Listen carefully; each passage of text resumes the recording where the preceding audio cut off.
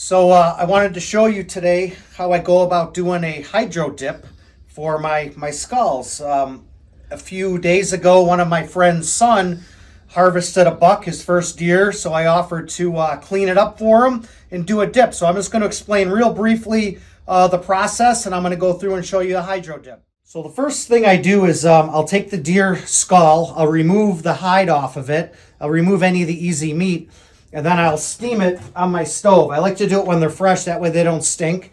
As I steam it, I don't know, maybe about 3-4 hours, I'll take it out and all of the meat will basically fall off. So I'm real careful about taking the meat off and making sure I don't lose any of the teeth, or sometimes the nose bones fall out. Once it's all cleaned up, then I'll use an air compressor to blow out any of these little holes that might have some nerves or what have you in their veins, get it all clean. Once it's completely clean, the next thing I do is I'll come over here, cleaned deer skull in this water bath with a little bit of Dawn dish soap, which is a surfactant, which will remove all of the fat. If I don't do that, the grease will stay on the bone even though it looks clean. After a while, it will start to yellow, and I don't want to do that. So I'll put it in here. I put a little fish tank heater in here, heat it up to about 85 degrees, and I'll let it sit in there for a couple days until I can get all that grease mobilized off the skull. Once I get the skull nice and clean, all the grease off of it, I like to put it in some concentrated hydrogen peroxide. This is a pool cleaner. You can certainly use the little brown bottles you get from the drugstore. This is really high concentrated, so when I do use this, I always want to make sure you wear gloves. So I'll add a little bit of this to my other container. Again, I like to keep it warm. When it's warm, it reacts a little bit quicker. And I'll let it sit in the peroxide for a day or so. If I'm using this concentrated, literally it takes a day. If I'm using the peroxide in a brown bottle, it might take a few days. But I don't want it in there too long.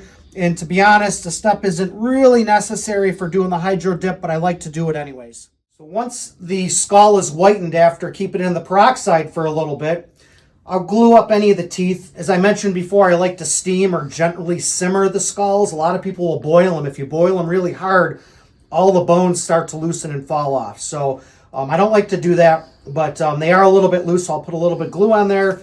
The next step is to wrap some electrical tape around the burr of the antler, and then I use this sticky plastic wrap, which works really nice. That way I don't get any paint on the antlers by accident. I'll spray a base coat. In this case, I sprayed it white, getting all the nooks and crannies with some spray paint. And this is the step I do before I do the actual dipping. Okay, now that the skull is cleaned up and I have the base coat of white, the next step is to prepare the hydro dip. So I use a plastic tub. It's my wife, so I don't want her to get mad with paint all over it, so I put a piece of plastic over the top of that. I fill it with water. I figured out my color scheme. The little boy that I'm going to be dipping this for has a favorite hockey team, the Montreal Canadiens, and their colors are red, blue, and white. So I've got red, blue, and white paint. And so now I'm going to, I got my pattern all set up, so I'm going to apply it to the surface of the water. Do some red first. Hopefully the wind doesn't get too crazy here.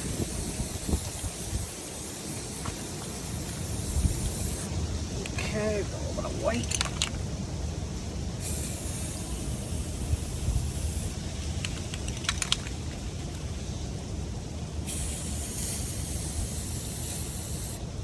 Blue, white,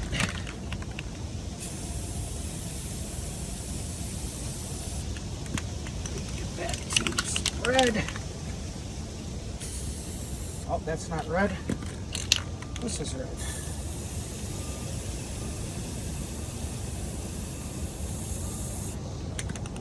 Got some white.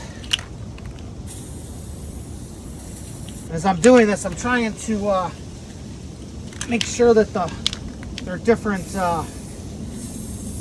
amounts of paint on here for the color scheme that I'm going for. Some red, some white.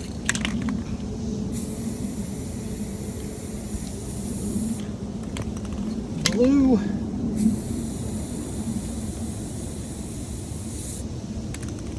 White. A couple more. Some more red.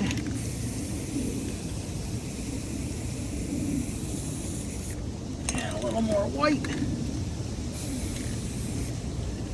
And a little more blue.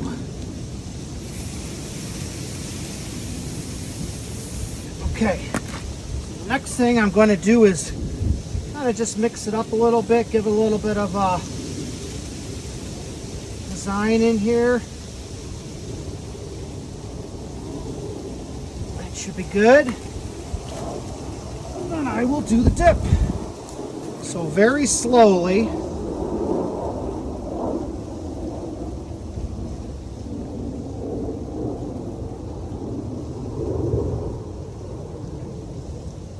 Put this in.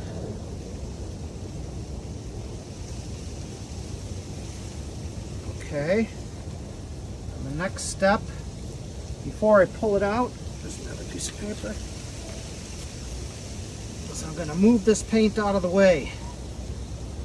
And it should stick to the side.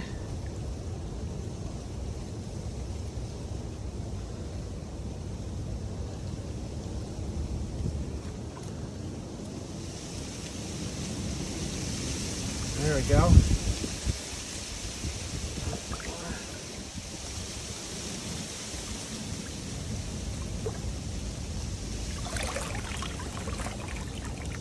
There we have it.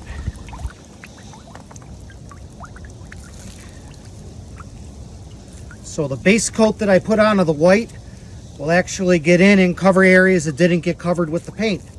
So I'll let this dry.